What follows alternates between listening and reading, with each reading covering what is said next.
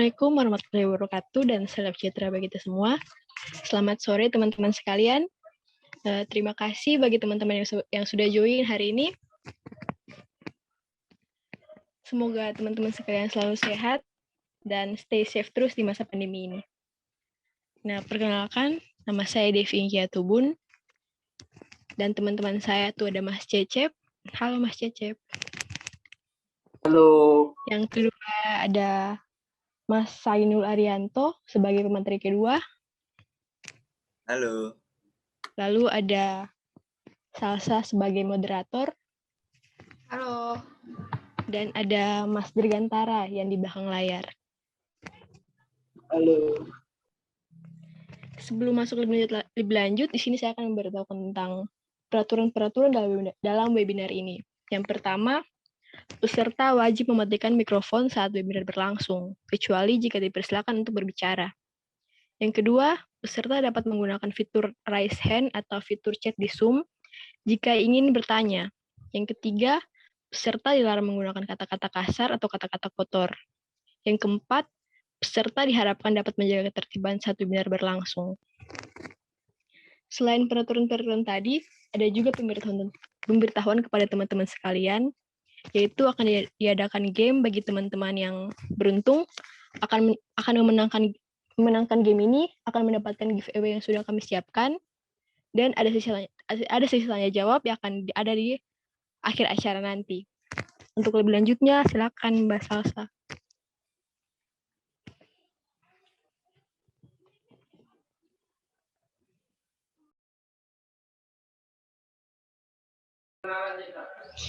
Oke, baik. Halo teman-teman, selamat datang di webinar Uncertainty of Quarter Life Crisis ya.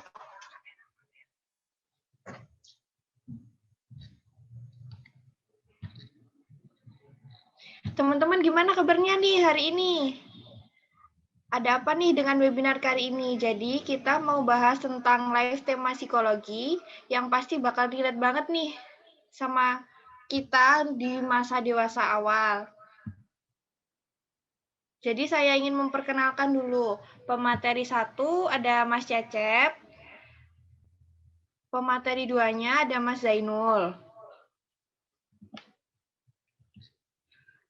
Kira-kira teman-teman semua pernah ngalamin nggak quarter life crisis di masa kalian sekarang? Pasti kalian sekarang umurnya 20-30 ya yang join. Nah, oleh karena itu jangan sampai di-skip ya.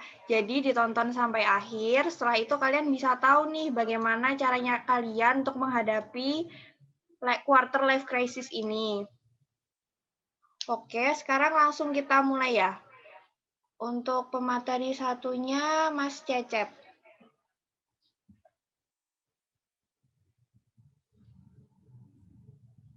Halo Mas Cecep. Halo, Kak Salsa. Halo.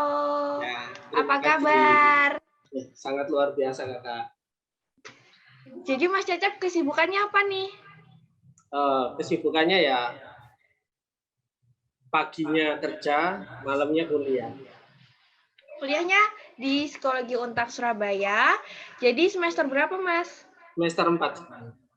Oke. Kalau begitu bisa lanjut aja materinya. Oke. Terima kasih buat moderatornya Kak Salsa buat waktunya. Baik, sambutan dulu ya. Assalamualaikum warahmatullahi wabarakatuh. Selamat sore teman-teman. Terima kasih buat partisipasinya sudah ikut webinar dari kelompok kami, kelompok 9, yang membahas tentang krisis seperempat abad atau yang populer dikenal sebagai quarter life crisis, QLC. Apa sih yang teman-teman ketahui tentang QLC itu?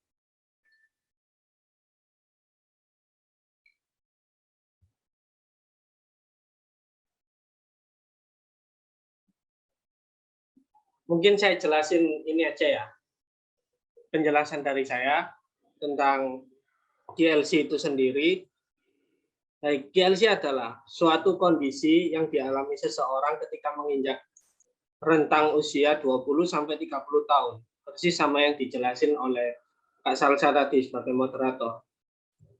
Kecemasan muncul terkait pekerjaan, kondisi keuangan, keluarga, hubungan asmara, dan permasalahan hidup lainnya.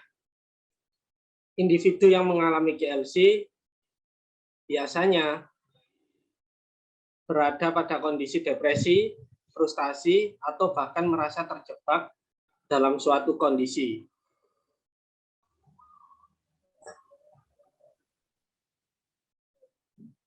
Kecemasan yang rumit, terjepit, dan tertekan. Sebentar, saya sambil share screen dulu ya, biar enggak.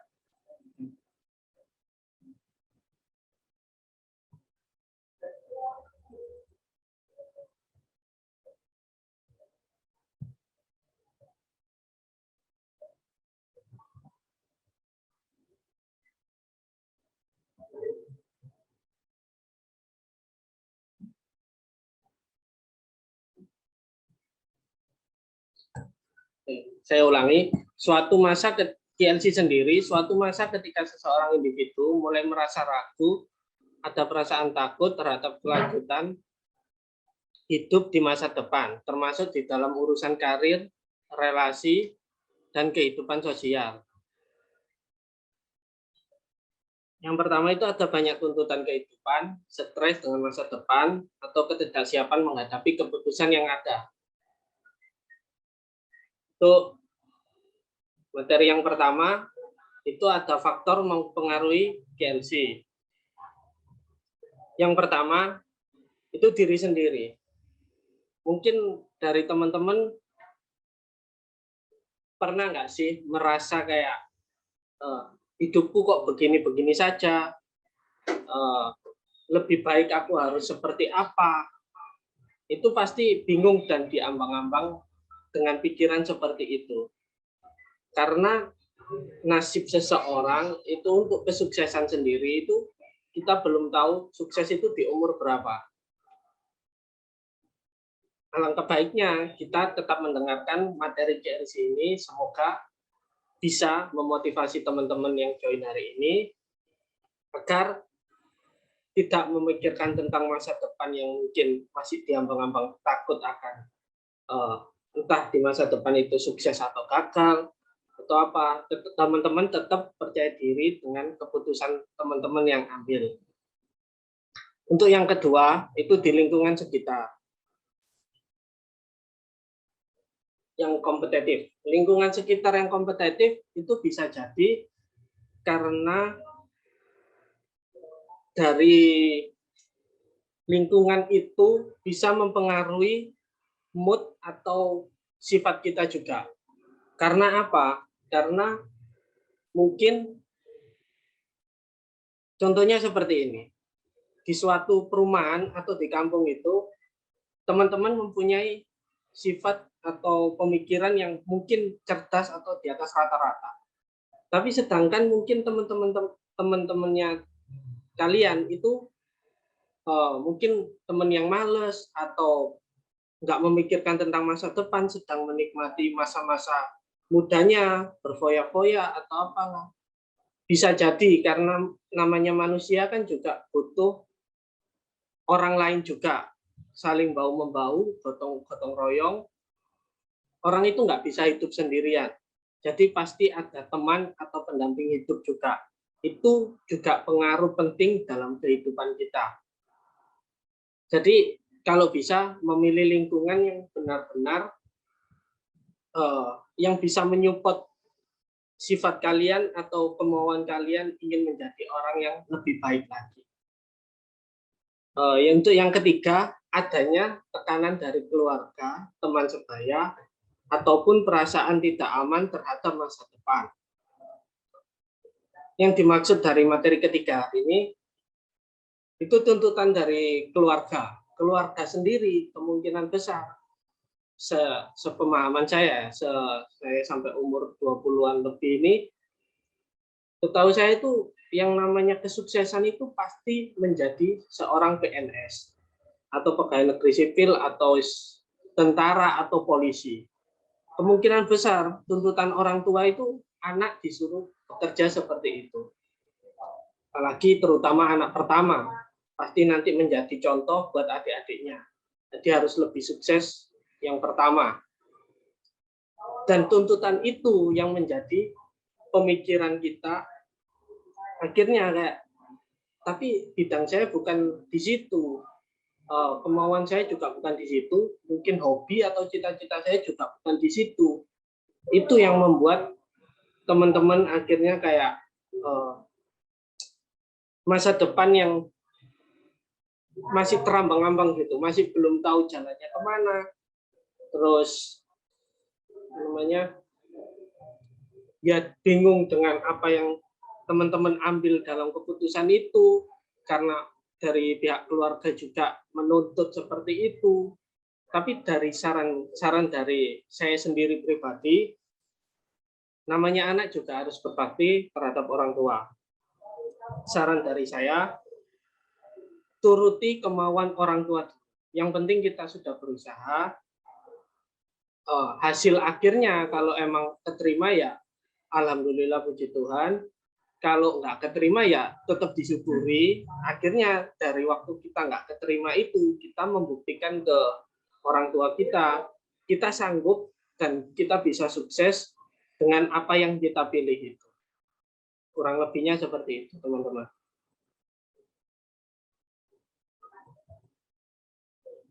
Untuk materi yang ketiga, karakteristik KLC. Yang pertama, merasa tidak cukup baik. Merasa tidak cukup baik, ini yang dimaksud individu yang mengalami KLC biasanya pada kondisi depresi, frustasi, atau bahkan merasa terjebak dalam suatu kondisi kecemasan yang rumit, terjepit, dan tertekan. Kondisi ini umumnya timbul akibat adanya paradoks ingin memuaskan dan memenuhi keinginan hidup. Namun, apa yang dialami dan dilakukan secara nyata terasa tidak pada jalur menuju arah tujuan atau belum tercapai target yang diidamkan.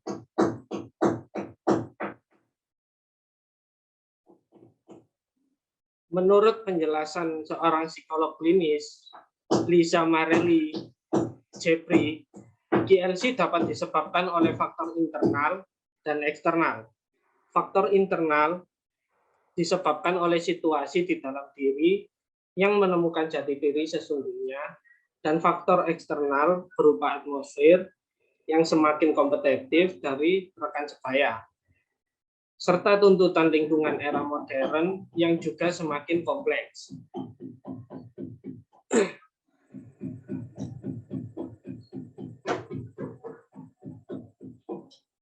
Untuk yang kedua, suka membandingkan diri. Hidup di usia 20-an merupakan fase hidup yang punya tantangan sendiri. Kamu menginjak usia di mana kamu beralih dari remaja menuju dewasa. Ekspektasi terhadap kamu lebih tinggi dan tanggung jawab yang dibebankan ke pundak kamu terasa lebih berat dari sebelumnya. Istilah untuk fase ini disebut dengan quarter life crisis atau KLC. Orang-orang berada dalam krisis ini akan kehilangan motivasi hidup, merasa gagal, bahkan dalam kondisi ekstrim mereka akan mengucilkan diri dan menarik diri dari pergaulan, fase peralihan. Ini memang cukup sulit sebagian orang karena munculnya berbagai problem kehidupan seperti percintaan, karir, keluarga, maupun finansial. Hal yang paling mendasar menimbulkan KLC adalah tuntutan untuk bersikap lebih dewasa, menentukan arah tujuan hidup dengan tanggung jawab yang besar.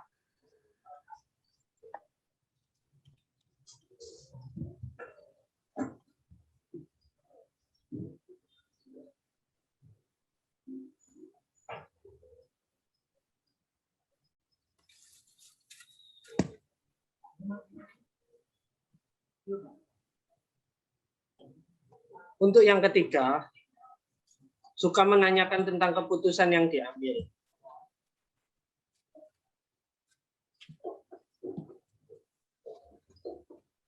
Keputusan yang diambil justru telah merasakan apa yang disebut orang sebagai GLC. Bahkan sejak 3 tahun lalu, saat berada menjadi mahasiswa baru, hal-hal yang dirasakan terkadang menjadi beban dalam pikiran, terlebih terkait masa depan yang rasanya semua orang juga ikut mencemaskannya.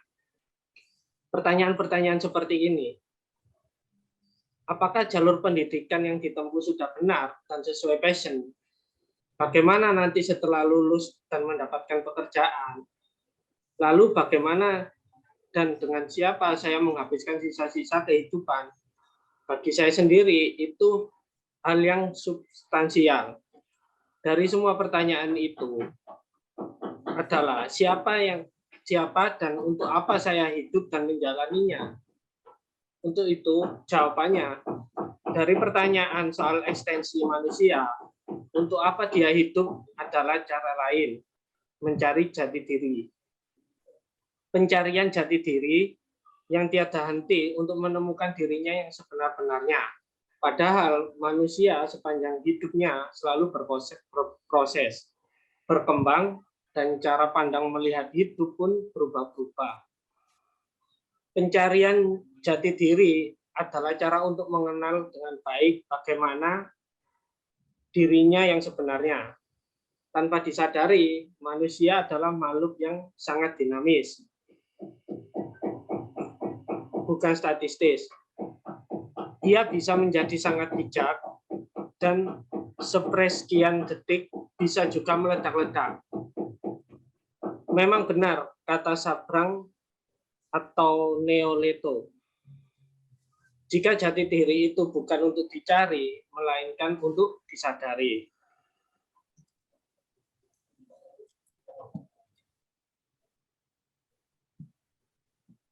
Untuk yang keempat, cemas dengan masa depan.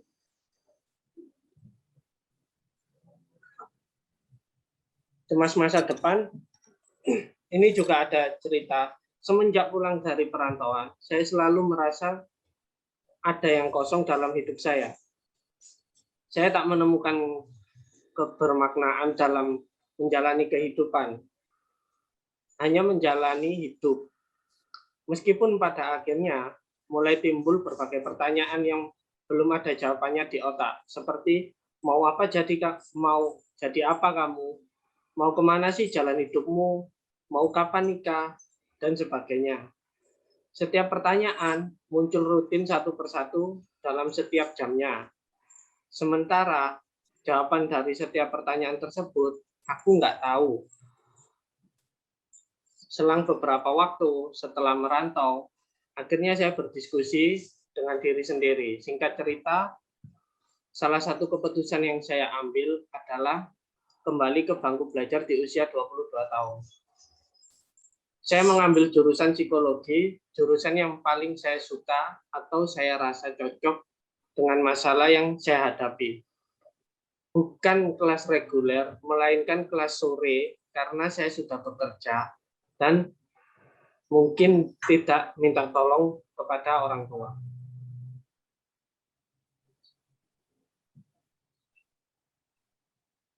Yang kelima, bingung akan tujuan hidup. Pernahkah kamu tiba-tiba merasa kosong, kesepian, dan tertekan, namun tidak tahu apa yang harus dilakukan? Bisa jadi kamu sedang berada dalam kondisi krisis quarter life crisis atau disebut GLC.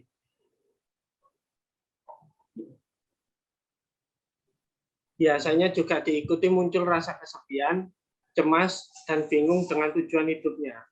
Tak jarang pula seseorang menjadi lebih pendiam dan menarik diri dari lingkungan sosialnya. Itu adalah hal yang lumrah sebagai yang merasakan dalam kondisi GLC. Apalagi di usia seperempat abad, beban dan kebutuhan hidup bertambah. Sebuah survei dilakukan di lignen 75% orang berusia 25 sampai 33 tahun mengaku pernah mengalami quarter life crisis atau QLC. Meskipun jadi hal yang lumrah, bukan berarti kita harus pasrah saat berada di fase quarter life crisis atau disebut QLC. Dan mempengaruhi, dan jangan juga faktor QLC itu mempengaruhi atau merubah aktivitas kita. Itu yang keenam, rentan dan cenderung depresi. Menurut Dr. Alex Wokve, QLC adalah periode ketika seseorang merasa kecemasan, kecewa, dan ragu terhadap tujuan hidupnya.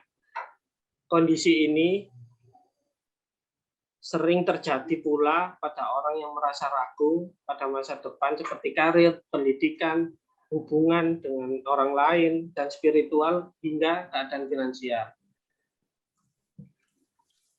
Yang pertama, ada muncul pertanyaan dalam dirimu. Apa tujuan hidupku selama ini? Tahapan pertama yang sering muncul ketika kamu menghadapi QLC adalah mempertanyakan pertanyaan yang terlihat sepele, namun sulit untuk dijawab pada dirimu sendiri. Contohnya itu kayak, kamu besok waktu kecil, contohnya kayak waktu besok gede kamu mau jadi apa? Aku pengen cita-citaku menjadi polisi, tentara, atau apa. Itu kan kepinginan kita. Belum tahu juga masa depan kita seperti apa. Jadi kita harus tetap berusaha menjadi lebih baik lagi dan kita membuktikan kita bukan berada di dalam fase QLC tersebut. Untuk yang kedua, sering merasa kenapa hidupku begini-begini saja. Dulu menargetkan sudah memiliki bisnis sendiri di usia 23 tahun. Telah melanjutkan studi di umur 25 tahun dan akan menikah pada usia 28 tahun.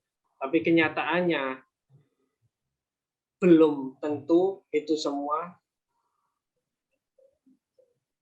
bisa kita lakukan, tapi kita harus tetap berusaha. Yang ketiga, suka membandingkan diri dengan orang lain.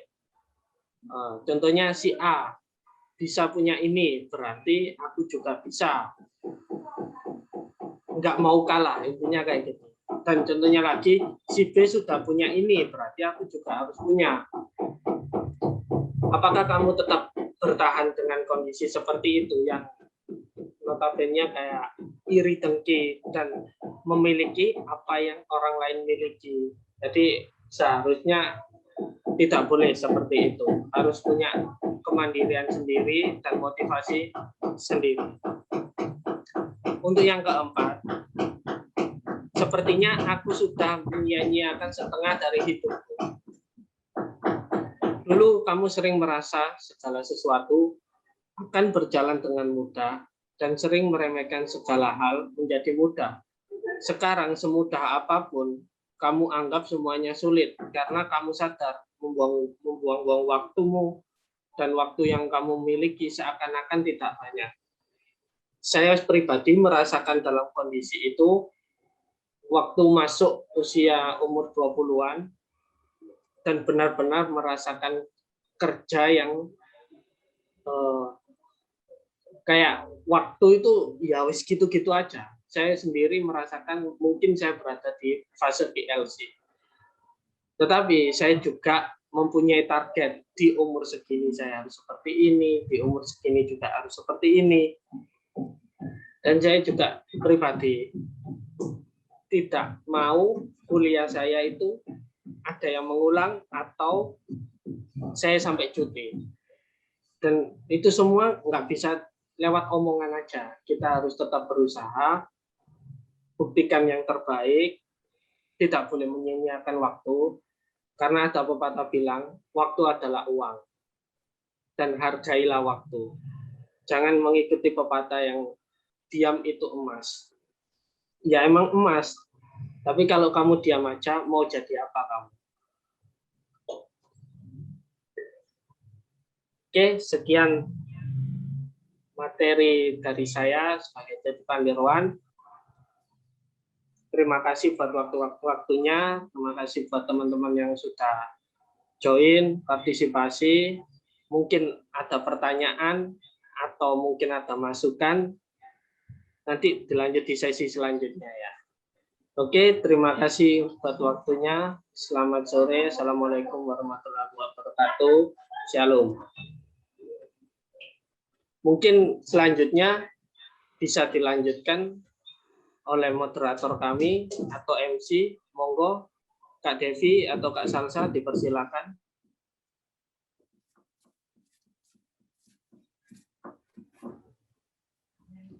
Ya, udah selesai ya Mas Cecep ya? Nah, ini kan Mas Cecepnya udah selesai. Jadi kita selingin dulu ya sama game. Gamenya bisa dipimpin sama MC. Bisa dimulai MC-nya. Baik. Ya.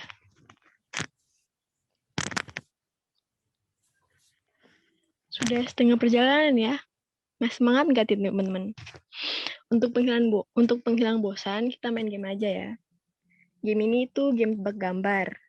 Jadi nanti kita share screen gambar hewan setengah badannya aja, terus teman-teman bisa nebak kira-kira itu hewan apa.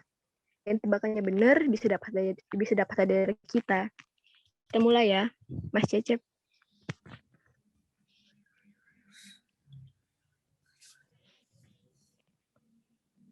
Nah, ini kira-kira hewan apa? Ada yang bisa tebak mungkin? Ada yang bisa tebak? Cara jawabnya gimana? Jawab aja itu hewannya hewan apa. Nanti kita kasih tahu gitu. Kepalanya itu apa? Itu hewan apa sebenarnya gitu. Kasih satu clue dong, Kakak. Cluenya apa ya?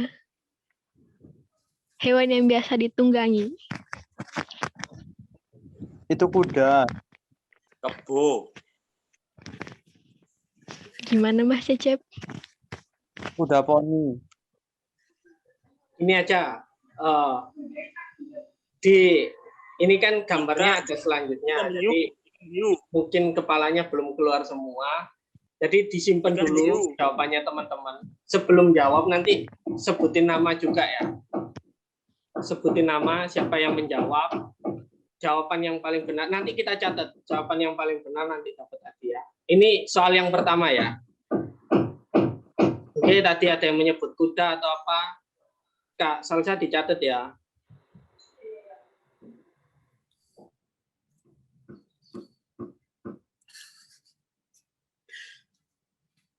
Lanjut Dev, yang kedua.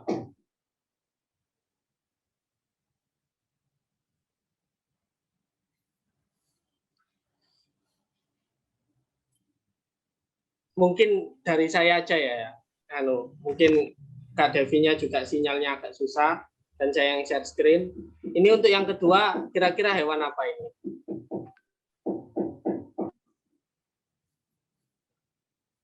Boleh agak di zoom lagi gambarnya? Oh.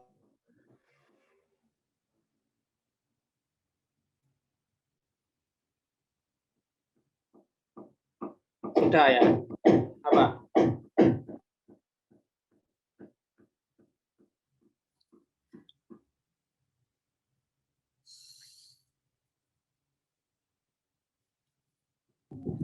Gimana? Nggak ada yang mau jawab? Lumayan loh hadiahnya. Saya kenalkan nama saya Dimas. Itu adalah kuda. Oke, ini siapa yang ngomong tadi? Dimas. Oh, Dimas. Dimas kuda. Yang lainnya mungkin? Adelia Rahma Pramasti. Iya, Mbak. Apa, Mbak? Itu ayam kan? Ayam. Boleh, boleh. Terserah. Pemikiran liar aja. Ada lagi? Atau saya lanjut? Mungkin agak susah ini gambarnya. Wahyuni. Ya, Mbak Uyuni. Apa, Mbak? Itu padang rumput. Oke, sangat liar sekali pemikirannya. Boleh. Oke ya, saya lanjut gambar yang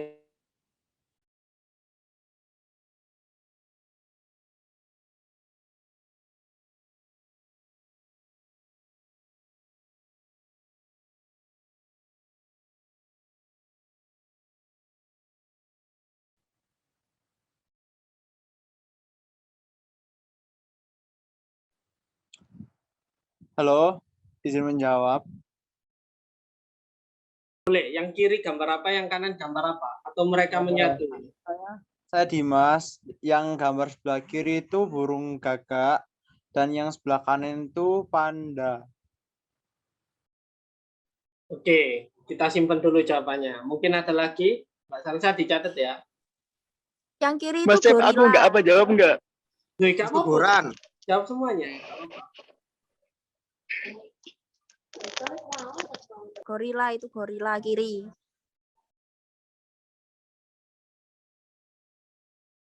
Adel yang kiri, gorila yang kanan.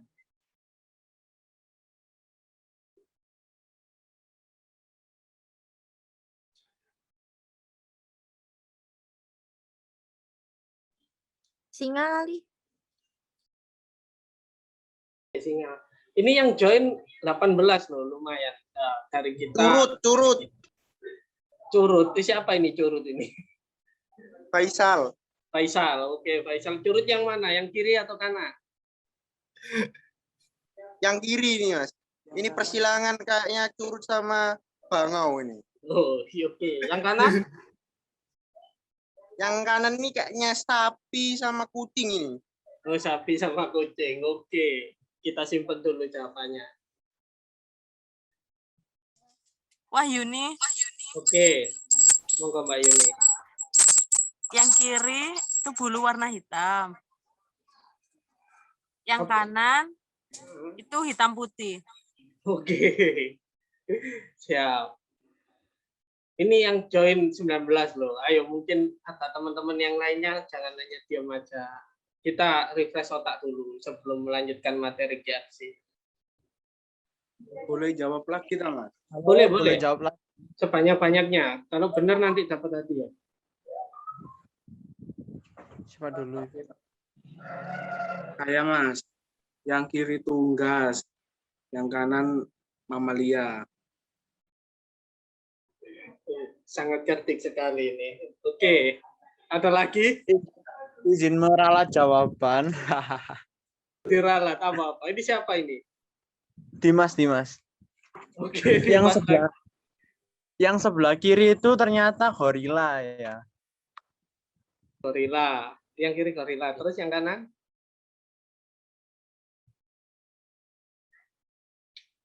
Halo? Nge-lag ya? Yang kanan ini kucing sama sapi. Oh, oke.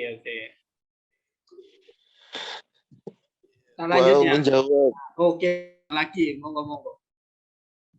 Yang kiri burungnya warna hitam terlihat seperti gagak, tapi ya sepakat mungkin kepalanya bisa jadi gorila. Gorila, oke. Yang kanan? Yang sebelah kanan terlihat seperti panda, tapi nggak tahu kalau kepalanya. Oh. Nah, kepalanya nggak tahu, emang nggak ada kepalanya tuh gimana ini? Soalnya belum terlihat. Mungkin kayak gorila. Sama gorila juga. Iya, sama gorila. Berarti ini suami istri ya gorilanya. Iya. Oke, tak lanjut gambarnya ya. Oke. Belum ada yang mau jawab. Ada yang mau jawab nih? Oke, iya. Oke, Om Jojo. Om Jojo ya. Apa Om? Gambar kiri ekor, Oke, gambar kanan telinga. telinga. Oke. Halo. Tadi hilang sinyal. Oke. Ya, lanjut. Jadi dua-duanya itu gorila ya. Oke, gorila. Siap. Ini gambar apa?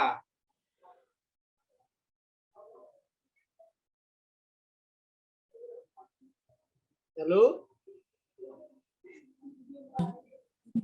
Burung hantu. Ini siapa yang jawab? Cicin. Cicin. Cicin burung hantu. Dicatat. Mbak Salsa. Ada lagi?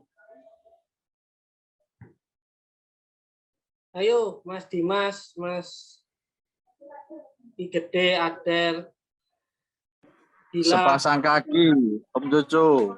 Sepasang kaki. Oke. Om Jojo sepasang kaki. Ayo, yang lain. Lumayan loh hadiahnya. Per gambar ini. Tikus. Tikus. Adel tikus.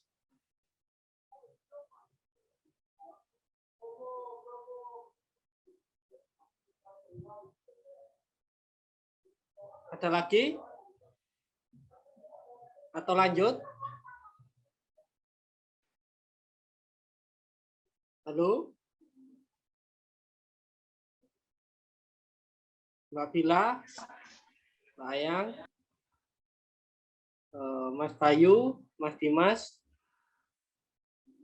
Mas Gede Bayu? Fala Aura? Muhammad Faisal? Om Jojo? Ayo. Cecep mau jawab lagi. Burung dara. Burung hantu. Oke, tak lanjut ya. Next gambar ya. Mau menjawab Mas Cecep? Ya, apa? Kayaknya sih terlihat seperti burung elang. Burung elang. Burung elang. Ini Mas siapa ini? Mas Bayu, burung elang, tapi persilangan sama singa, jadi kepalanya singa mungkin. Burung elang persilangan sama singa. Oke, lanjut ya. Oke. Ini hewan apa? Lumba-lumba. Lumba-lumba. Siapa ini? Anjing. Kepala sapi. Bon. Gantian satu-satu. Sebutin nama dulu baru jawab. Nama saya Faisal. Faisal. Jawabannya itu lumba-lumba hasil dari persilangan antara anjing dan ari. Oke. Ada lagi? Cicin. Anjing. Kepala sapi.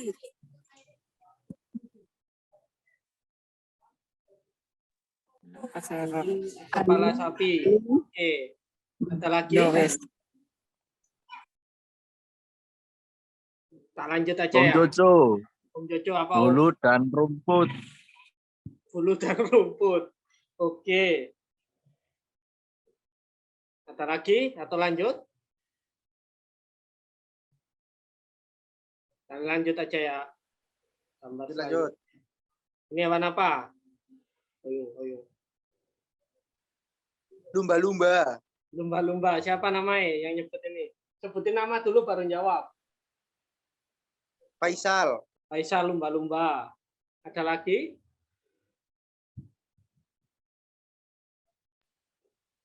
Gorila. Gorila. Siapa ini ngomong gorila? Fatur. Kok Fatur? Iya Mas, device-nya 3 soalnya sini Mas. Oke. Biasa Mas. Oke, ada lagi? Cicin. Cicin, apa cicin? Gajah berkepala. Gajah berkepala. Tutup. Badak. Gajah berkepala. Apa ya? Belkok. Siapa yang bisa jawab? Anjar. Ajar, kenapa? Ada lagi? Cicin tadi jawab apa? Gajah berkepala badak. Tetap gajah. Oke, tak lanjut ya. Cicin tadi gajah. Ini hewan apa? Chihuahua. Chihuahua itu sejenis apa, Kak? Anjing. Anjing ya, oke. Anjing Chihuahua. Ini siapa yang jawab? Agus. Agung. Ada lagi?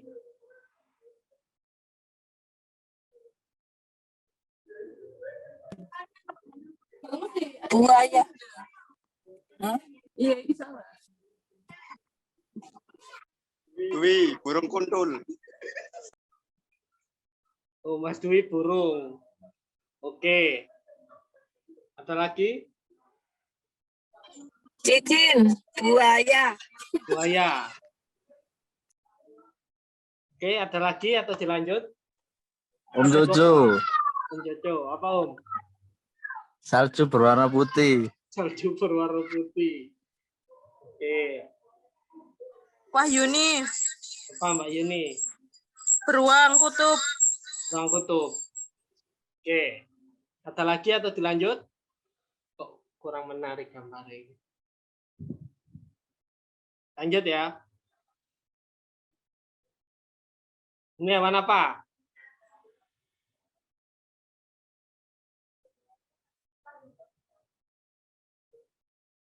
Lalu, hewan apa ini?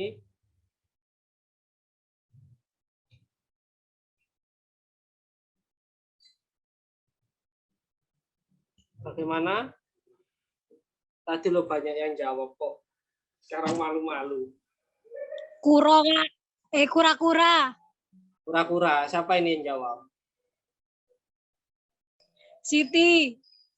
Oh, Siti. Bila ya, Nabila ya. Siti Nabila. Ada lagi? Om Jojo, Om Jojo hadir. udang. Udang. Udang, Om Jojo udang. Cicin, penyu dijepit. Penyu dijepit, cicin. Oke. Ada lagi atau lanjut? Wahyuni, Mbak Yuni, apa Mbak Yuni? bekecot. Bekecot. Oke. Penyu Dicatat ya. dipegang. Siapa itu? Cumi dipegang. Halo? Bila.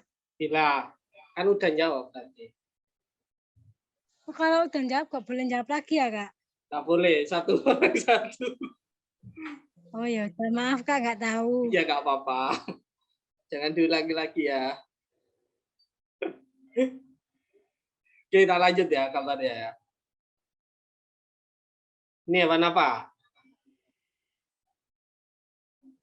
Berbulu keras.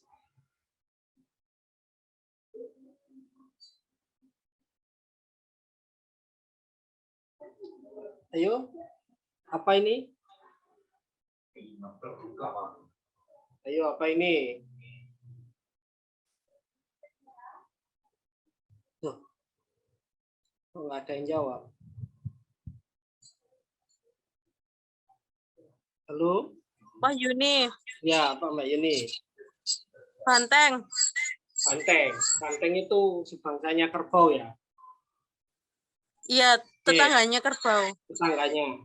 Jauh nggak itu tetangganya? Atau sebelah? Ya, 500 meteran dari sini. 500 meter. Oke. Ada lagi?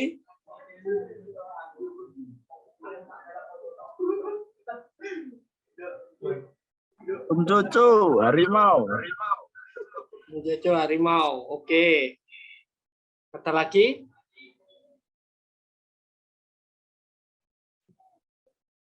Lanjut. Lanjut aja ya, mempersingkat waktu. Ini hewan apa?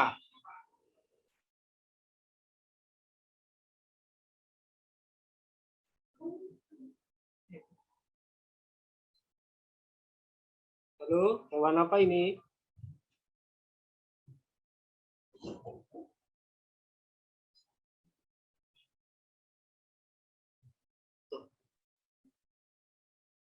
Ayo, yang join lumayan ini.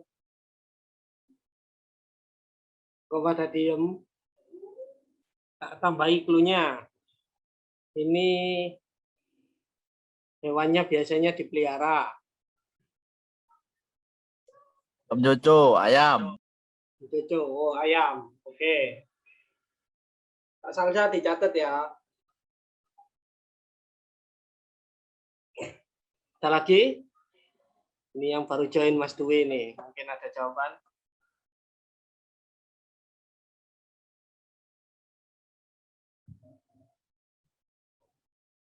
Ayo, Adel, Siti belum jawab.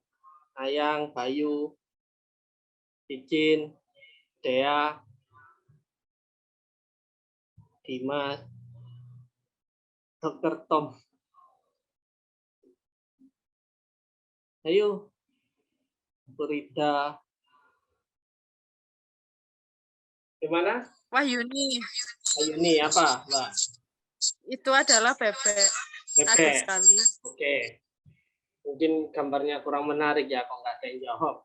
Kita lanjut. Tadi Mbak Yuni, bebek. Salsa tolong dicatat. Iya. Ternyata ini gambar terakhir. Oke, hewan apa?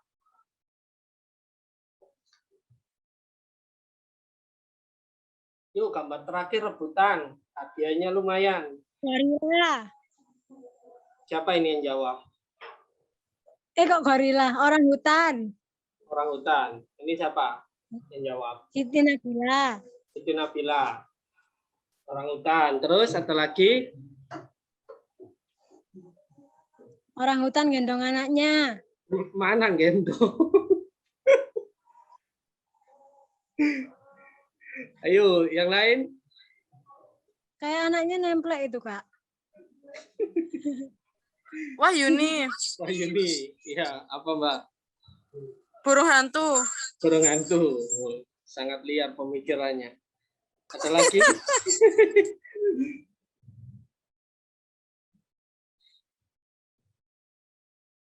Mungkin bisa jadi itu wajahnya salah satu pemateri atau apa. Atau mungkin bisa jadi moderatornya. Bisa jadi loh ya. Yuk, ada lagi? Sebelum kita lanjut ke materi. Om Jojo monyet. Gantian ini siapa dulu? Om Jojo dulu atau apa ini? Om Jojo dulu nggak apa-apa. Oke, Om Jojo dulu. Apa Om? Monyet. Yuk, biasa aja Mas ngomongnya Mas. Sorry. Oke, nggak apa-apa. Oke, Om Jojo monyet. Ada lagi?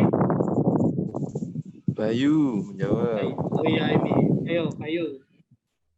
Wolverine. Apa itu? Manusia serigala. Oh, manusia serigala. Oke, ada lagi? Ayo gambar terakhir ini. Hadiahnya lumayan. Mungkin bisa umroh atau apa.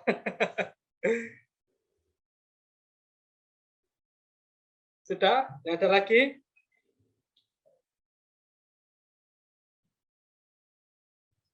Cukup ya. Nanti jawabannya, jadi jangan keluar dulu, nanti jawabannya setelah pemateri kedua ini ya. Oke, terima kasih. Saya kembalikan lagi ke moderator.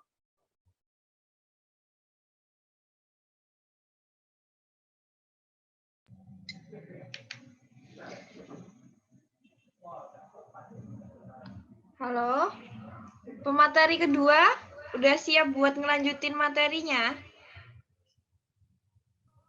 Udah siap, Mbak. Oke, bisa dilanjut pemateri kedua, silahkan. Mas Cecep tolong bantu share screen.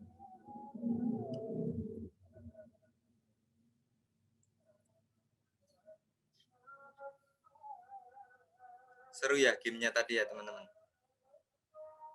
Sekarang kita masuk ke materi berikutnya dulu ya teman-teman. Nanti dilanjut game berikutnya. Quarter life crisis atau KLC milenial.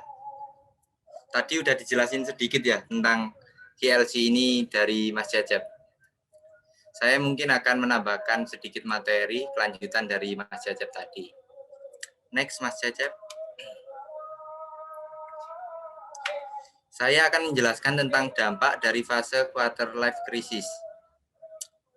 Jadi KLC ini mempunyai banyak dampak ya teman-teman. Yaitu kekhawatiran berlebihan. Apa sih kekhawatiran berlebihan itu? Ya sepertinya seperti kita itu khawatir banget. Teman-teman saya di umur segini kok udah begini, saya belum. Itu dapat membuat seseorang nanti depresi. Depresi ini dampak yang sangat buruk ya teman-teman. Karena berbagai kasus itu bisa terjadi tentang bunuh diri dan lain-lain itu akibat depresi yang dialami seseorang akibat quarter life crisis. Depresi juga dapat menyebabkan frustasi, teman-teman. Frustasi, minum-minuman, ke klub malam tiap malam, hanya untuk melampiaskan rasa frustasinya. Padahal itu tidak merubah apapun, teman-teman. Jadi sebaiknya kita itu melakukan hal-hal yang bermanfaat, bukan malah depresi, khawatir berlebihan, frustasi seperti ini. Kita jalani aja bagaimana mestinya. Next, Mas Cecep. Ini ya teman-teman, menurut peneliti dari pengajar psikologi dari University of Greenwich, London, Dr. Oliver Robinson, ada 4 fase dalam quarter life crisis atau QLC. Yang pertama, seseorang akan merasa terjebak dalam suatu kondisi, baik itu dalam pendidikan, pekerjaan, hubungan asmara, atau ketiganya. Dia akan merasa berada di suatu keadaan yang begitu menjerat dan tidak mudah untuk keluar dari zona tersebut. Ini seperti kita itu setelah lulus SMA ya, kita itu bingung. Kita ingin melanjutkan studi lagi, atau bekerja, atau menikah. Nah, di sini itu ada faktor kebimbangan antara kita ingin melanjutkan ke 3 jenjang tersebut. Di sini seseorang bisa mengalami quarter life crisis.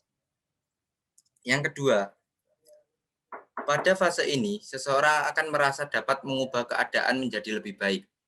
Ketika sadar akan posisinya yang rentan, dia akan berusaha keras untuk mengejar target dan mengubah segalanya menjadi lebih baik. Berhati-hatilah dalam melangkah, karena jika kamu gagal dalam fase ini, maka akan kembali ke fase pertama, bahkan bukan tidak mungkin dengan depresi yang lebih berat. Sekarang ini fenomenanya yang lagi marak itu ya, tentang pernikahan dini ya teman-teman. Setelah lulus SMA, langsung menikah.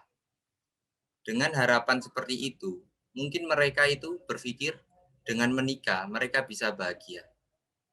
Sejatinya menurut saya pribadi bukan seperti itu. Pernikahan itu butuh pemikiran panjang. Kalau modalnya cuma cinta doang ya, mogok di tengah jalan. Saya tidak ingin memberikan contoh orang lain, teman-teman terdekat saya sendiri saja, baru nikah 6 bulan cerai. 1 tahun cerai. Ini akan berdampak pada anaknya.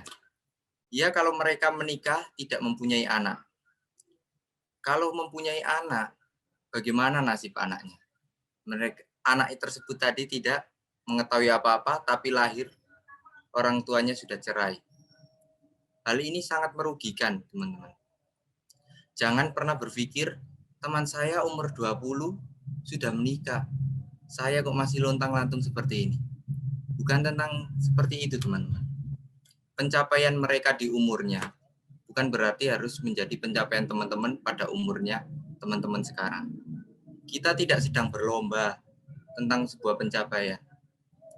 Jika mereka umur 20 sudah siap untuk menikah, itu belum tentu teman-teman umur 20 sudah siap menikah. Jangan jadikan patokan orang lain sebagai patokan kita. Itu saran dari saya pribadi. Dan untuk pendidikan, setelah lulus SMA, orang-orang ada yang daftar polisi, tentara, kuliah, maganglah di luar negeri. Tapi teman-teman, saya kok hidupnya gini aja. Jualan kacang, jualan es. Ya nggak apa-apa. Setiap orang kan punya jalan hidupnya masing-masing. Mereka kuliah dengan harapan akan bisa menjadi sarjana dan bekerja lebih baik. Yang daftar polisi juga seperti itu. Mereka daftar supaya ingin membahagiakan orang tua. Nah, teman-teman yang mungkin ada yang sedang berjualan, berbisnis, ya nggak apa-apa. Soalnya tujuan mereka itu berbeda-beda. Ibarat kata si A naik jurusan bis ke Malang, ya dia naik bis jurusan Malang. Sedangkan si B naik jurusan ke Jakarta.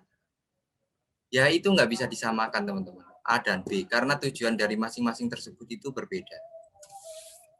Oke, lanjut Mas Cecep. Yang ketiga, pada fase ini muncullah keinginan untuk memulai kehidupan yang baru. Hal ini terjadi saat seseorang berhasil mencapai satu target dalam hidupnya. Sebagai contoh, ketika seseorang berhasil meraih gelar sarjana, maka akan timbul perasaan lega, bangga, dan puas setelah melewati fase perkuliahan.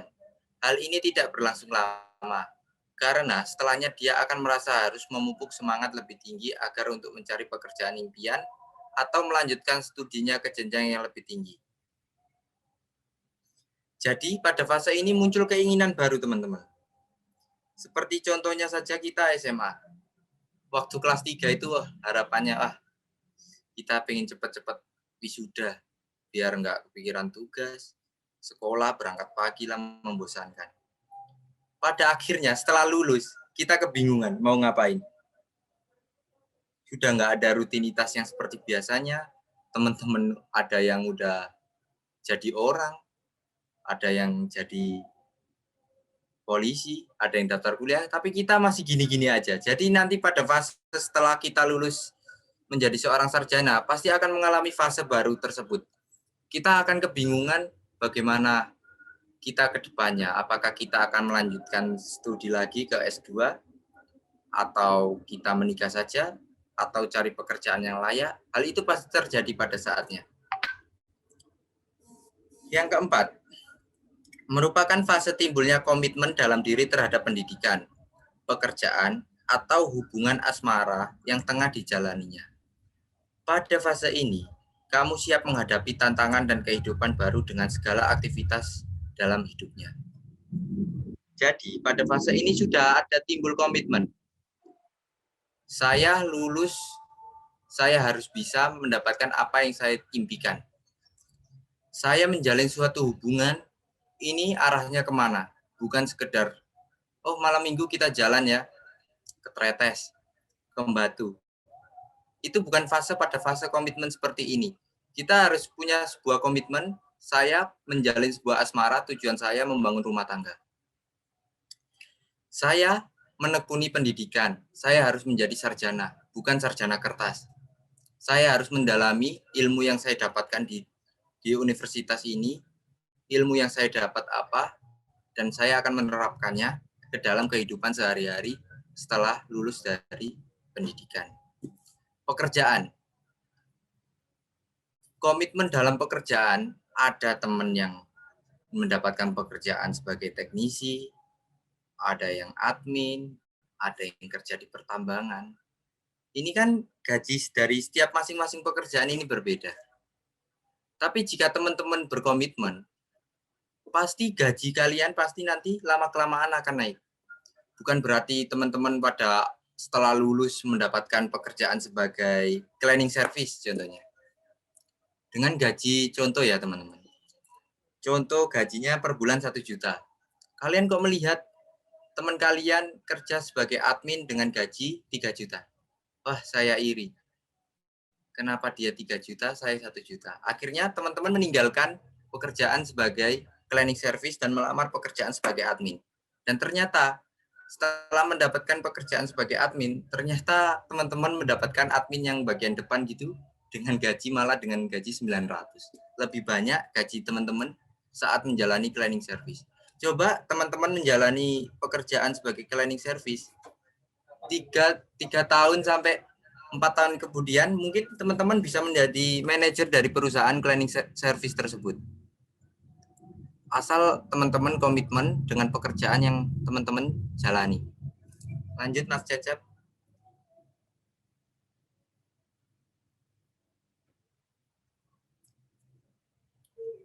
Lanjut Mas Cecep, next. Mengatasi fase quarter life crisis. Berikut adalah cara mengatasi fase quarter life crisis ya teman. Kenali dirimu lebih jauh. Bagaimana cara mengenali diri kita lebih jauh? Ada yang tahu teman-teman? Oke, saya akan bantu. Mengenali dirimu lebih jauh. Kamu minat di bidang apa? Kamu suka di bidang apa? Kamu harus menjalaninya. Jangan karena kamu terpaksa, tidak suka, harus kamu jalani. Kalau kamu berbakat di bidang musik, ya jalani. Bermusik, tampil di kafe-kafe. Dengan hal seperti itu, kita mungkin memiliki bakat sebagai musisi. Yang kedua, berhenti membandingkan diri dengan orang lain atau apa yang ada di sosial media dan selalu bersyukur. Ya, di awal tadi saya pernah bilang kan, kita tidak sedang berlomba. Pencapaianmu di usia segitu belum tentu menjadi pencapaianku di umurku segini. Kita tidak sedang berlomba, teman-teman. Ada yang di umur segini sudah mapan, ada yang di umur segini masih belum, nggak masalah. Kita lihat dari tokoh-tokoh orang-orang besar di dunia, mereka ada yang sukses di umur 50 tahun, ada yang sukses di umur 20 tahun. Setiap jalan orang itu berbeda. Jangan terus membandingkan, kenapa ya saya di umur segini kok masih segini, sedangkan dia kok bisa. Tidak bisa seperti itu, teman-teman. Jalan setiap orang berbeda-beda. Selalu bersyukur. Kita sering sekarang kan sosial media, makan di tempat mahal, posting. Di story. Makan di kafe, posting. Sebenarnya itu apa ya? Menurut saya itu hal yang tidak penting. Kalau makan ya makan aja, ngapain diposting. Tapi setiap orang kan mempunyai kesenangan yang berbeda-beda. Ada yang makan di tempat mewah kita posting, ada yang di tempat pinggir jalan diposting. Itu berkaitan dengan kesenangan masing-masing. Mungkin dengan cara seperti itu mereka bisa puas. Tapi itu bukan menjadi acuan bahwa saya ketika makan di restoran saya harus posting seperti dia. Oh, tidak seperti itu. Teman-teman makan di pinggir jalan ya nggak apa-apa diposting. Itu soal kesenangan dan kebanggaan terhadap diri sendiri. Berikutnya, menganggap sebagai sebuah fase hidup yang normal. Ini adalah hal yang normal, teman-teman. Bukan hanya teman-teman saja, saya juga mengalami quarter life crisis. Semua orang pasti mengalaminya.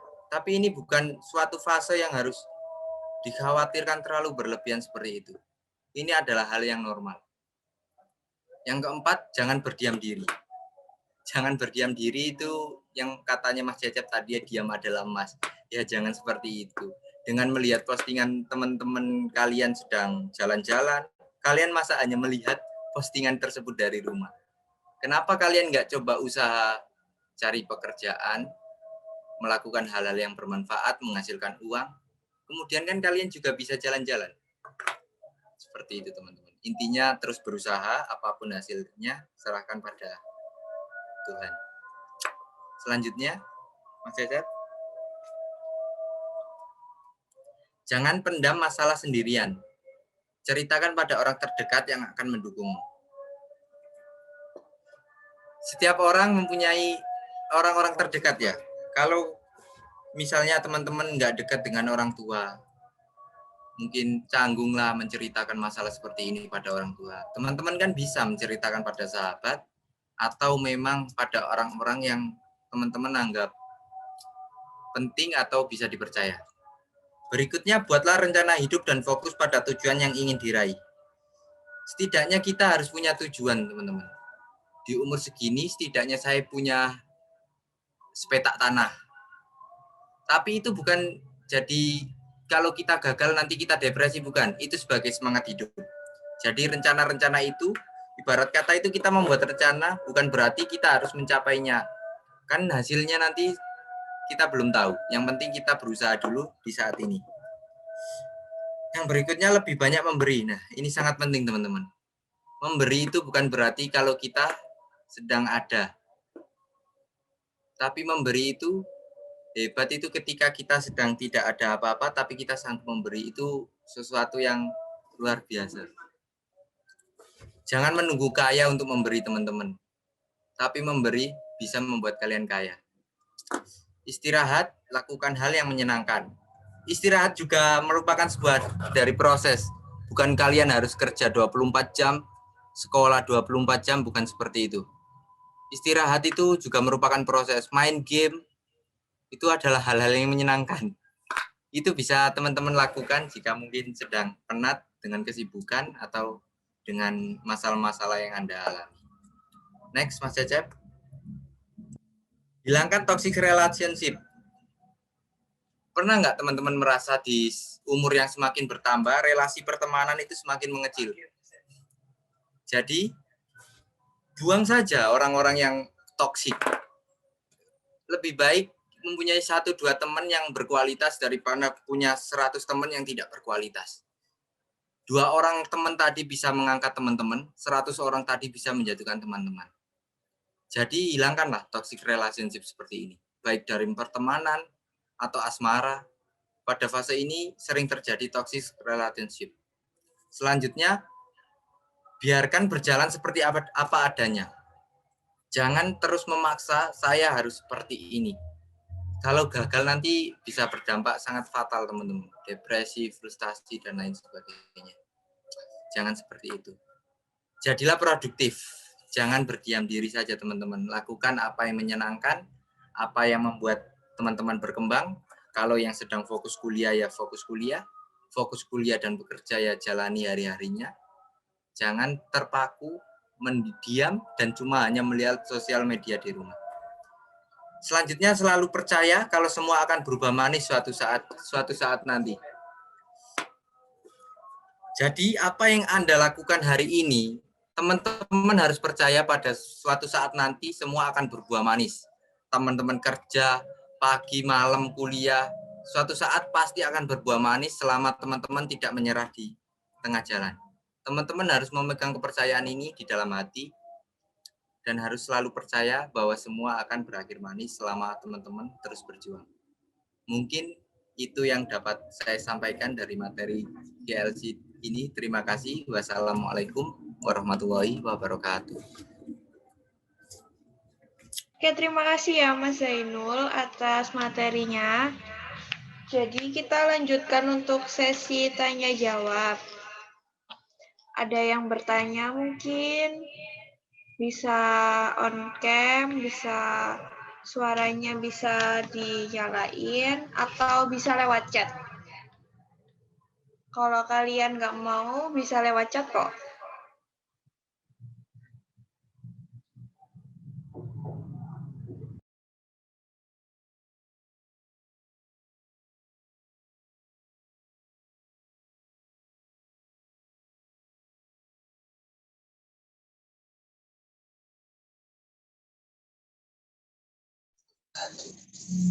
Saya boleh bertanya, Mas?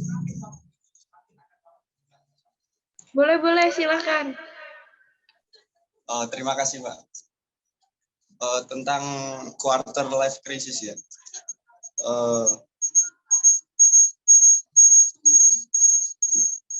Saya pernah mengalami fase-fase GLC tersebut, di mana dalam quarter life crisis tersebut perasaan itu memang bingung,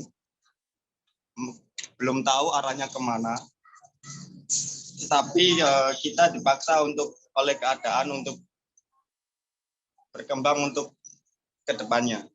Nah, pertanyaan saya itu bagaimana sih mengatasi quarter life crisis tersebut, walaupun persiapan yang kita lakukan sudah matang, tetapi ekspektasi itu tidak sesuai dengan apa yang kita harapkan. Mungkin ada tips atau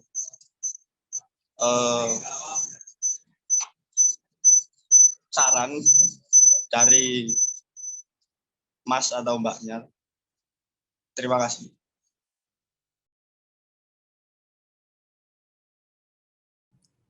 Oke. Pertanyaan yang sangat bagus ya teman-teman dari Mas Dwi. Seperti yang saya tadi sampaikan ya teman-teman. Buatlah rencana hidup dan fokus pada tujuan yang teman-teman inginkan.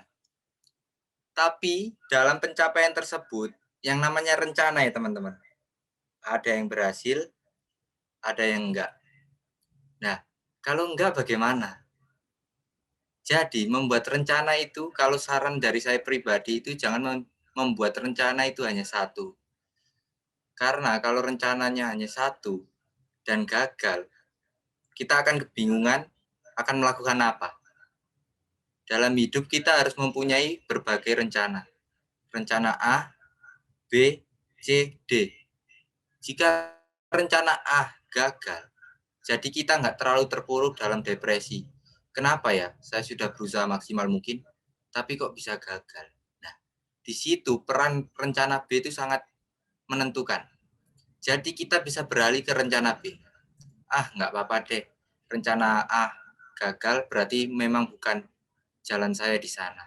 Mungkin Tuhan tidak mengendaki saya berada pada hal yang saya inginkan. Kita bisa beralih pada rencana B. Begitu sebaliknya, rencana B gagal lagi. Kita bisa rencana C. C gagal lagi. Kita bisa rencana D. Nah, di sini pentingnya membuat berbagai rencana dalam hidup itu sangat penting, teman-teman. Jangan selalu berpikir kita sangat keras pada diri kita sendiri. Kita cuma punya rencana satu ya, misalnya kita ingin jadi polisi. Kita udah berjuang mati-matian.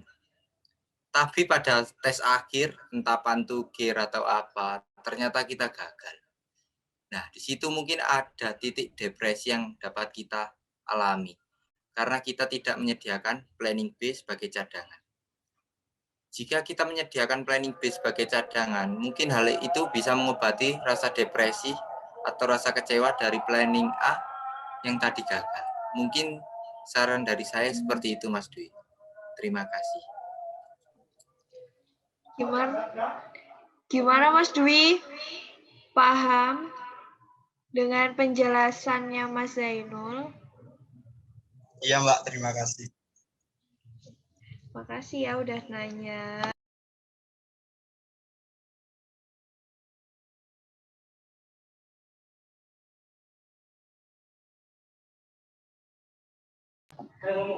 Untuk pertanyaan kedua, bisa saya bacain dulu ya pertanyaannya.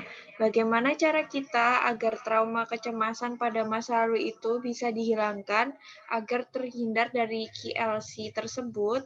Dan langkah apa aja sih yang harus dilakukan agar bisa menciptakan ide yang baik untuk menerima dan mencintai diri kita sendiri agar kedepannya lebih baik lagi? Mas Cecep mungkin bisa menjawab.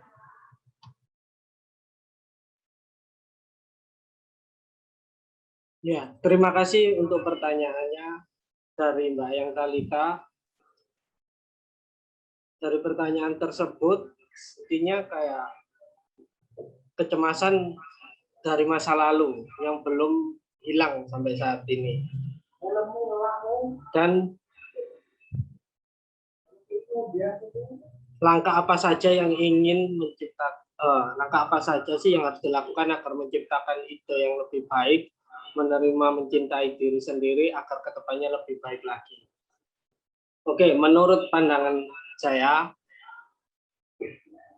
kalau ingin menghilangkan masa lalu tersebut, itu biasanya kita mencari kesibukan sendiri, mencari kesibukan hal yang positif.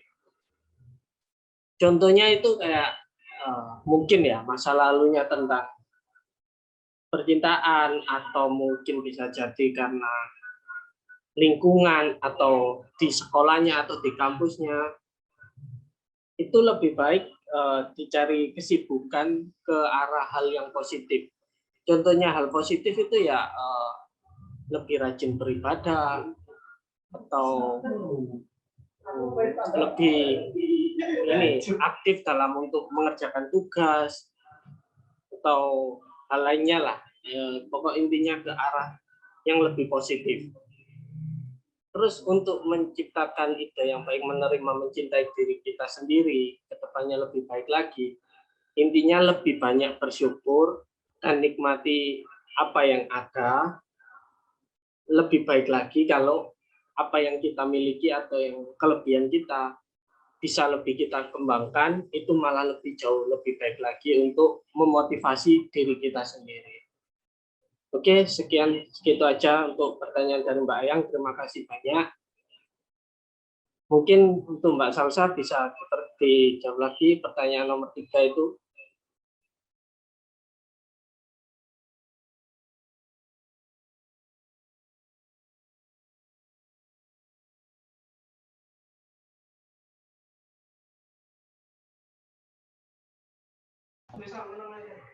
Saya mau membacakan pertanyaan selanjutnya dari Mas Bayu.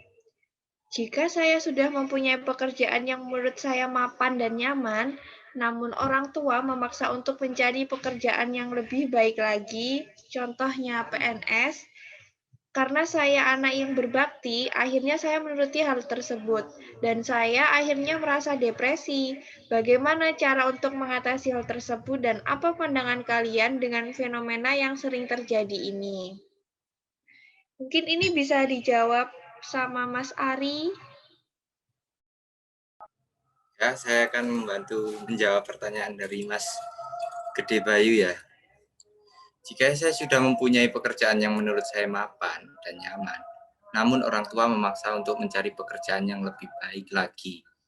Contoh, PNS.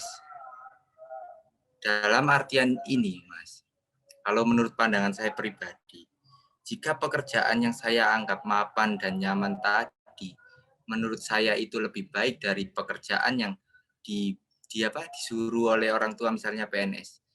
Sebelum berbakti seperti itu, kita bisa menjelaskan bahwa mungkin contoh ya ini, kita jualan nasi goreng, tapi orang tua meminta kita untuk menjadi seorang guru PNS.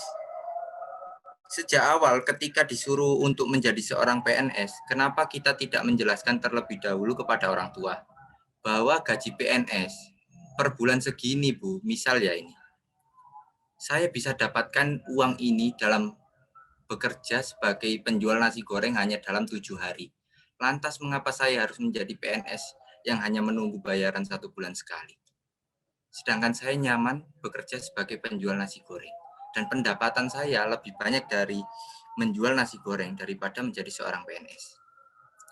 Tapi jika memang orang tua nggak bisa menerima, misalnya seperti yang saya berikan tadi, memang sulit ya teman-teman jadi anak itu. Kita harus berbakti pada orang tua.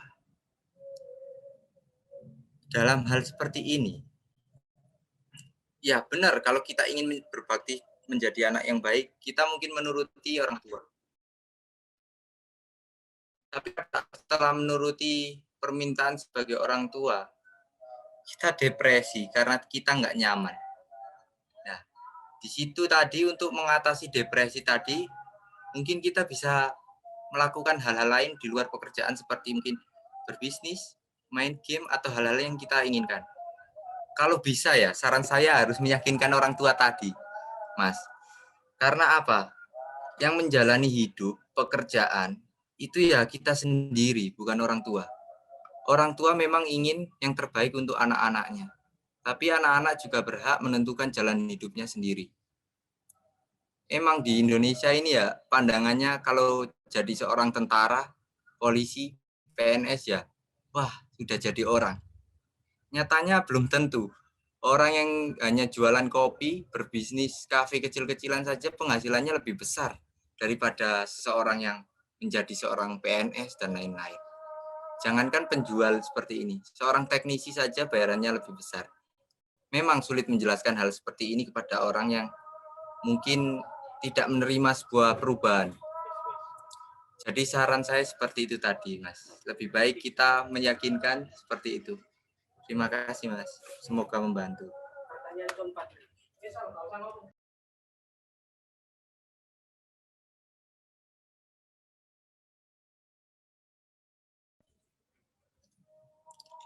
Kita lanjut ke pertanyaan berikutnya ya, teman-teman.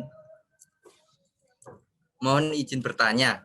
Saya Dea dari UNESA. Tadi dijelaskan oleh Kak Zainul bahwa salah satu cara untuk mengatasi fase HLC yaitu dengan berhenti membandingkan diri dengan orang lain dan selalu bersyukur. Pertanyaan saya, yakni bagaimana cara kita memberikan pengertian dengan baik dan dapat diterima oleh keluarga yang suka membandingkan anaknya. Terima kasih. Suka dibandingkan sama anak tetangga ini pasti. Siapa? Mbak Dea. Nggak apa-apa kok, itu hal yang wajar menurut saya.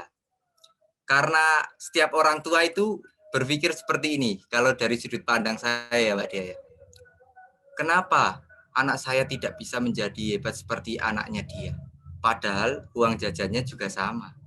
Makannya juga sama. Kenapa? Nah, untuk menjelaskan seperti ini agak sulit. Di mana orang tua zaman sekarang mungkin ya, itu sulit untuk menerima bahwa setiap anak berkembang dengan jalan dan hidupnya masing-masing. Jadi setiap orang tua tidak bisa memaksakan bahwa pada umur segini, misalnya sekolah saja, SMA kelas 1, kenapa anak tetangga sebelah mendapatkan ranking 1, sedangkan anak saya kok nggak mendapatkan ranking 1, malah ranking terakhir. Nah, di situ mungkin banyak faktor. Mbak Dea bisa menjelaskan, mungkin saya kesulitan, Bu, ya, saya kesulitan dengan materi ini. Saya kurang mengerti. Dan dari komunikasi dengan orang tua yang seperti itu tadi, mungkin ada timbal balik dari orang tua. Oh, jadi anak saya tidak bisa seperti itu karena dia mempunyai kelemahan. Jadi sering-sering berkomunikasi dengan orang tua, Mbak Dea.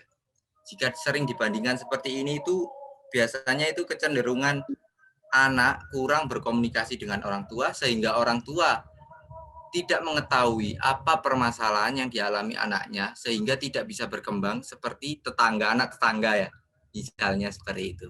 Jadi ceritalah hal yang bahagia, sedih, kesusahan dalam hidup, apa yang Mbak Dea nggak bisa lakukan, itu sharing ke orang tua.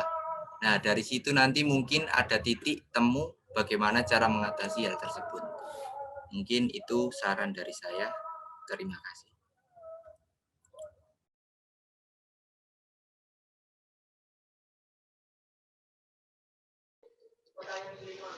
Untuk pertanyaan kelima, moderator, izin bertanya. Saya Furida dari UNESA. Apakah sikap controlling itu menandakan kita insecure karena cemas dan curiga sesuatu nggak berjalan sesuai inginnya kita? Terima kasih.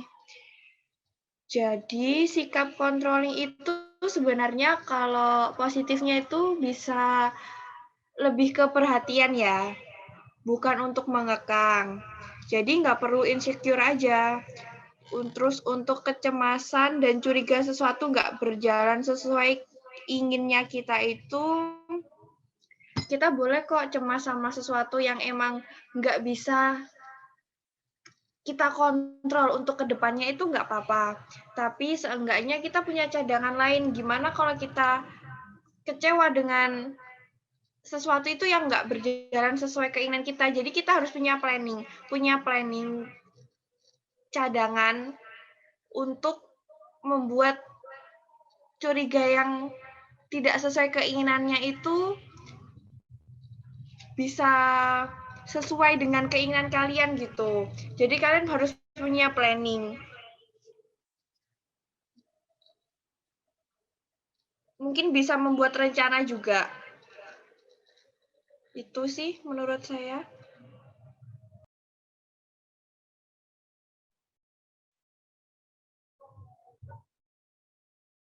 Oke, mungkin ini pertanyaan terakhir ya, pertanyaan ke-6 dari Mas Dimas. Izin bertanya, gimana dengan attachment? Kan ada 4 attachment tuh kalau nggak salah. Aku ngerasa ada di attachment low avoidance, high anxiety. Dikit-dikit cemas, dikit-dikit curiga, merasa diri nggak berharga, tapi merasa perlu ada ikatan emosional dengan orang. Gimana cara mengubah kecemasan dan kecurigaan itu? Menurut pandangan pribadi saya, kecemasan sama kecurigaan itu hal yang lumrah, hal yang manusiawi juga, Mas. Jadi cara mengontrolnya sendiri itu tiap orang kan punya cara kecemasan itu sendiri-sendiri. Contohnya kayak saya pribadi mungkin waktu presentasi rasa cemas kayak gugup atau apa itu pasti ada. Lah itu kita sendiri yang mungkin bisa mensolusikan cara terbaik agar kita tidak cemas atau panik gitu, Mas. Jadi lebih menggali diri sendiri, kelebihan kita itu apa, mungkin kekurangan kita itu di kecemasan, yaitu kelebihan kita yang harus lebih diunggulkan. Untuk yang kedua, kecurigaan. Kecurigaan itu bisa terjadi karena mungkin bisa jadi karena kita sering dibohongi. Jadi kita sudah mungkin ya sudah bercerita gini. Akhirnya kita kayak percaya sama orang itu. Tapi kok ternyata orang itu berbohong. Akhirnya muncullah rasa curiga itu. Curiga itu boleh hal yang wajar dan hal yang manusiawi. Tetapi alangkah baiknya kita tetap berpikir dalam pemikiran yang ke arah hal positif. Oh, mungkin dia berbohong karena hal seperti itu. Karena hal lain atau apalah itu. Jadi saran dari saya, pemikirannya lebih ke arah positif aja daripada memikirkan hal yang negatif. Dan untuk ini yang tapi merasa perlu ada ikatan emosional dengan orang, itu lebih ini Mas. Jadi lebih mengontrol juga. Jadi menyesuaikan situasi dan kondisi, lebih mengutamakan situasi dan kondisi agar kondisi itu juga kondusif dan berjalan dengan baik dengan orang itu. Pokok sama-sama pemikirannya lebih ke arah positif. Itu aja sih Mas mungkin dari saya. Mungkin kalau dari ada tambahan dari Mas Ainul atau Mbak Salsa, boleh kok menambahkan. Mungkin kurang puas dengan jawaban saya atau apa. Terima kasih Mas Dimas atas pertanyaannya.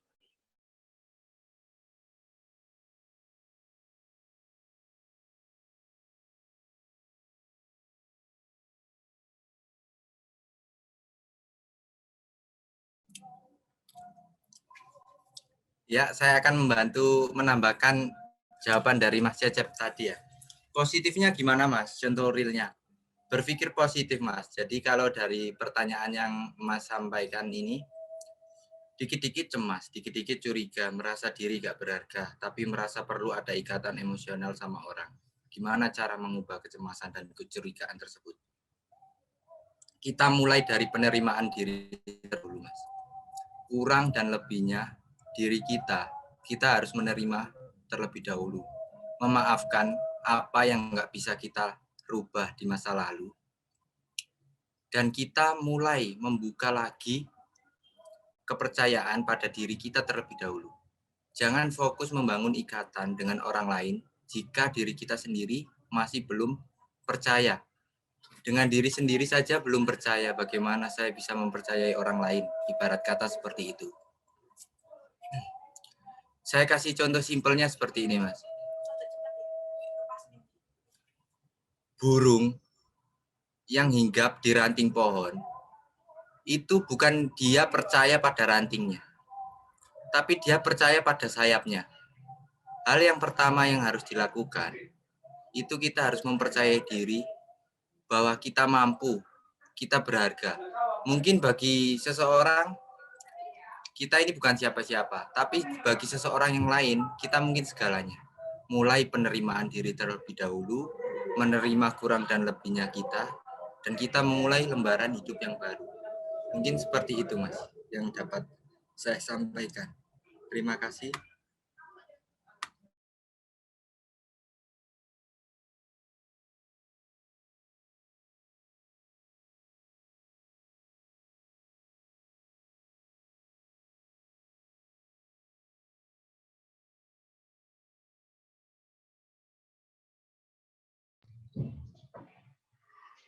Oke, udah selesai ya sesi tanya jawabnya. Nah, ini udah selesai sesi tanya jawabnya. Jadi kita udah ngejar waktu juga sih. Saya langsung kesimpulan aja ya.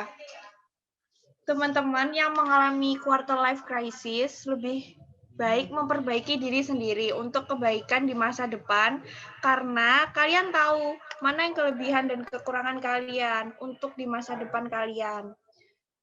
Nah, quarter life crisis ini itu kan untuk di karir kita, untuk krisis personal. Jadi kalian itu bisa mengenali diri kalian lebih dalam lagi.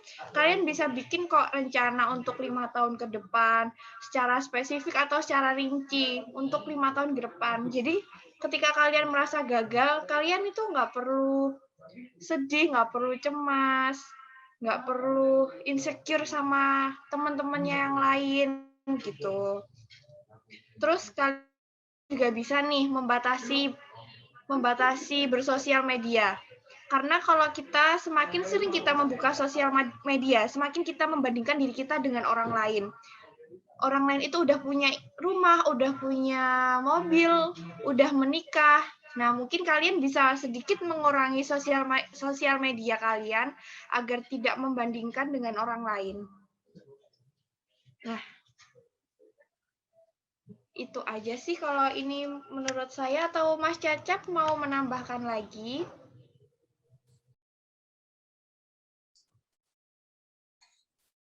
Baik, terima kasih untuk moderatornya, Kak Salsa. Untuk kesimpulannya juga terima kasih. Ini saya mau melanjutkan game yang tadi, untuk mungkin ada yang menang atau mungkin ada yang salah atau apa. Ini saya share aja, cuma nanti jawaban benernya kita lanjut by grup WA aja ya. Nanti diinfokan siapa pemenangnya. Ini tetap saya share hewannya tadi apa aja. Jadi setelah itu penutupan oleh MC-nya Mbak Devi.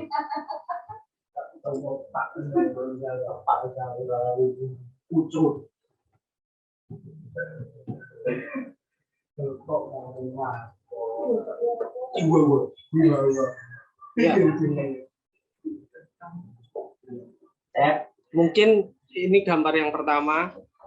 Tadi kan ada yang jawab gorila atau apa. Ternyata ini gambarnya anjing ya. Oke. Mungkin ada yang benar atau ada yang salah, nanti kita koreksi by WA ya. Terus ini tadi yang gambar ada yang nebak kuda, ada yang rumput atau apa, ternyata kepalanya bebek. Oke ya. Itu yang ketiga, ini ternyata bukan burung gagak, tetapi gorila. Kok bisa ya gorila berbadan burung? Yang keempat, ternyata burung ini singa kepalanya. Yang kelima, ternyata ini burung elang, bukan anjing ya. Yang ketujuh, bukan gajah, bukan chihuahua, tetapi ini apa ya? Ini kayaknya singa ini. Macan ini. Untuk yang keenam, ini yang menebak panda, terus hitam putih tadi, ternyata ini juga gorila. Yang ketujuh, ini yang menebak kura-kura atau penyu atau dipenyet tadi, ternyata ini jerapah. 8 ini bukan penguin tetapi dolphin atau lumba-lumba. Yang ke-9 ini bukan hewan berkulit keras, ternyata ini ayam. Yang ke-10 ini bukan penguin tetapi serigala. Oke, itu aja sih. Untuk pemenangnya nanti kita infokan by WA aja ya. Terima kasih. Untuk selanjutnya silakan Mbak Devi. Oke, baik. Sekian webinar kita hari ini. Mohon maaf jika ada salah-salah kata yang mungkin menyinggung perasaan teman-teman. Dan terima kasih juga buat teman-teman yang sudah gabung hari ini. Terima kasih banyak buat teman-teman semua. Wabillahi taufiq wal hidayah. Wassalamualaikum warahmatullahi wabarakatuh. Dan shalom. Ya, terima kasih teman-teman. Iya, siap.